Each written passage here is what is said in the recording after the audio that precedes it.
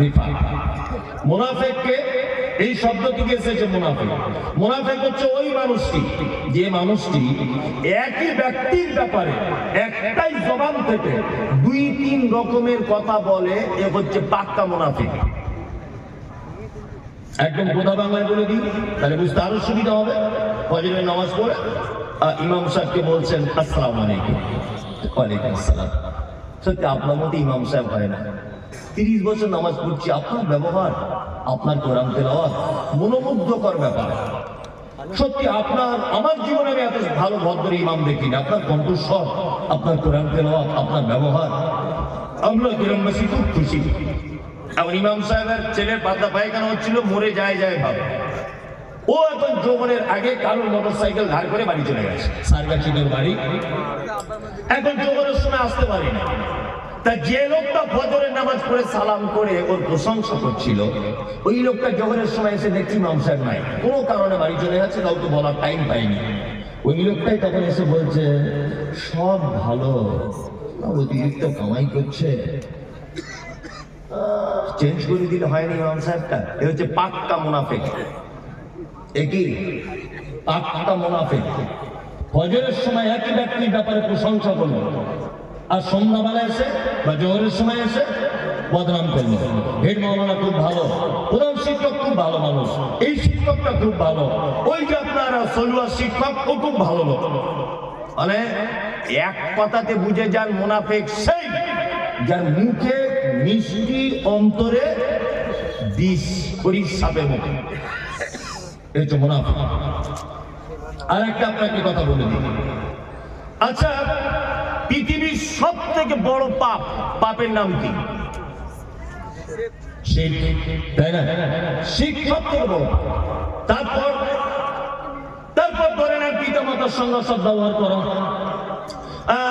তারপর এতিমের মাল আত্মসাৎ করা, তারপর মিথ্যা সাক্ষ্য প্রদান করা, তারপর ব্যভিচারে লিপ্ত হওয়া, তারপর সতী সাধ্বী নারীকে অপবাদ দেওয়া, তারপর আরো বড় বড় বড় বড় পাপ। ইসলামের 70টা কাবিরা পাপের সিরিয়াল দেওয়া হয়েছে। কটা? 70টা। 69টা ডাইরেক্ট, আর একটা মাত্র পাপের ব্যাপারে ওলামাদের ভিতরে মতভেদ রয়েছে। 69টা ডাইরেক্ট পাপ খুঁজে পাওয়া গেছে, একটা পাপের ব্যাপারে একটু ওলামাদের ভিতরে মতভেদ। যাই হোক, আমি একদম 70টাই ধরে নিলাম পৃথিবীতে বড় পাপ। 69টা পাপ যদি কেউ করে, জাহান্নামের কোন জায়গায় থাকবে? সে জাহান্নাম যেতে পারে, কিন্তু জাহান্নামের কোন জায়গায় থাকবে আল্লাহ বা তার রাসূল এ ব্যাপারে কোনো নির্দিষ্টকরণ করে নেই। একটা লোক ব্যভিচার করলো, ব্যভিচার করার পর মারা গেল, লোকটা জাহান্নাম যেতে পারে। একটা লোক এতিমের সম্পদ আত্মসাৎ করলো, ও জাহান্নাম যেতে পারে। একটা লোক পিতামাতার অসৎ ব্যবহার করেছে, ও জাহান্নাম যেতে পারে। একটা লোক মিথ্যা সাক্ষ্য প্রদান করেছে, ও জাহান্নাম যেতে পারে। যাবে ধরে নেন 100%। তবে জাহান্নামের কোথায় থাকবে কথা আল্লাহ তাআলা কিছু বলছেন, ও স্বাভাবিক গতিতে জাহান্নামে থাকবে। কিন্তু মুনাফিকরা এত বড় খাতারনাক, আল্লাহ সুবহানাহু ওয়া তাআলা বলছেন ইন্নাল মুনাফিকিনা ফি দারকিল আসফালি মিনান নার। এরা এত নিকৃষ্ট পাপী যে জাহান্নামের একেবারে নিম্ন স্তরে, একেবারে তলাতে এদেরকে রাখা হবে। কি বললাম বুঝলেন? চলো, মুনাফিকটা চিনে নিলেন আপনি। মৌখিক বাহ্যিক দৃষ্টিতে মুনাফিক চিনবেন কেমন করে? বাহ্যিক দৃষ্টিতে মুহাম্মদ সাল্লাল্লাহু আলাইহি ওয়াসাল্লাম বলেছেন আয়াতুল মুনাফিকি সালাসাতুন। মুনাফিক চিনতে গেলে 3টে গুণ তার উপর থেকেই বোঝা যাবে। কটা গুণ? 3টা। মুনাফিকের ব্যাপারে আলোচনা আপনি এখন সবে শুরু করছি। কোরআনে আল্লাহ কি বলেছে আপনি যদি শোনেন, তাহলে এখান থেকে পালাতে রাস্তা পাবেন না। কঠিন ব্যাপার হয়ে গেল মমতাজুল কেনে।